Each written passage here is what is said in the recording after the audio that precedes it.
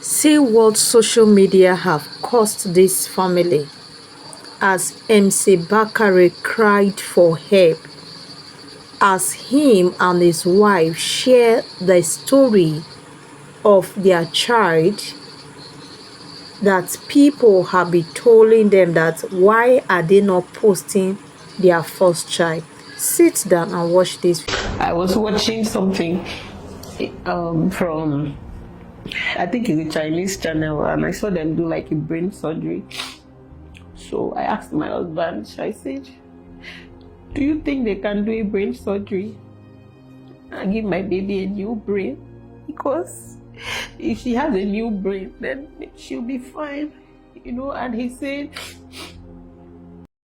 Shey una body don't come down for those of you that be dragging this Mbakara and his wife, why he has not been posting their only child, that's Ada, the first daughter and the first child they had, that is only posting the rest children. He's not showing love to this one. Shey una mind don't come down. When I watched this interview for both of them, I felt the pains.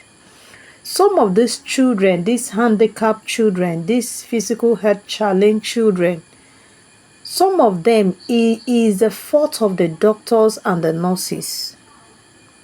Do you understand it now?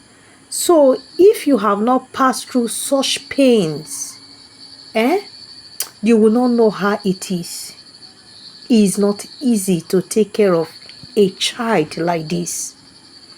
And I could see the reason why Mbakara and his wife refused to post this child on social media. Despite both of them are content creator.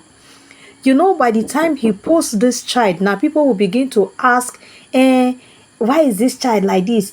Many questions will come up. Do you understand it now? It's only a mother that will understand how it is. And I believe if not that Mbakara is not a content creator, nobody will even question him. And on this interview, there was a lady that was saying that, look at the expression of Mbakara, look at the way he's reacting. My people, they say na person when wear shoe, na I know where they pay now. A father that have passed through this kind of experience for his child, you will know how painful it is. Let me just play some part of the video for you, apart from the first one you have watched, and help me to share your opinion, your thoughts on this video that Mbakara and his wife came out to tell the world their own side of the story, why their child is having this physical health challenge. Let me post it for you. It was not a medical personnel that checked me at some point. I feel like the nurses, everybody just went to go and rest, and the person I saw that was trying to clean the room, so I just assumed that might be a cleaner or something that was now checking me at some point, but I have progressed greatly. And then the doctor came out like, okay, in the next few minutes or so, not up to an hour, you're going to have to start entering to push up, so that was the plan. And by the time it was time to push, we had some issues, and the baby's head will be coming out, and somehow it will slide back in. I don't know, the nurses were like shouting, and at some point they're not like that I should not allow the baby. They were acting as if maybe I was the one that was sucking the baby back inside of my body, or pushing the baby back, but the baby's head would crown, would be like push, that kind of thing. But at the end of the day, the baby came out. Baby was stressed, and baby was not crying or breathing. Not crying, let's say not crying. I think from that point, let me share my experience. I at least I saw some things happening inside there. Okay. So I don't know when they called you. Okay. But from my own point of view, the inside of the place, baby came out. They now, you know how they try to tap the baby. They now said, okay, oxygen, bring the oxygen, just casually, So you think that, okay, there's oxygen in the room. So they brought one container. So they carried that container and press. straight to the baby's nose, pack up. And I'm like, it's empty. They say this thing is empty.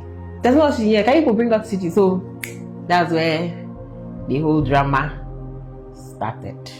So so baby was brought out, with an oxygen mask with a cylinder, and of course the cylinder was not producing oxygen, but rather some sort of water. So I had to unmask the baby and took my daughter into the car. Now the ambulance they brought, I think there was no fuel as at the time too, so I were left with the only option to drive with the baby. So my mother-in-law stepped into the car, and then we drove from General Hospital then to another hospital, to Teaching Hospital, and then. So in other words, what this actually means is that in the whole of the hospital, there was no oxygen. No oxygen, yeah.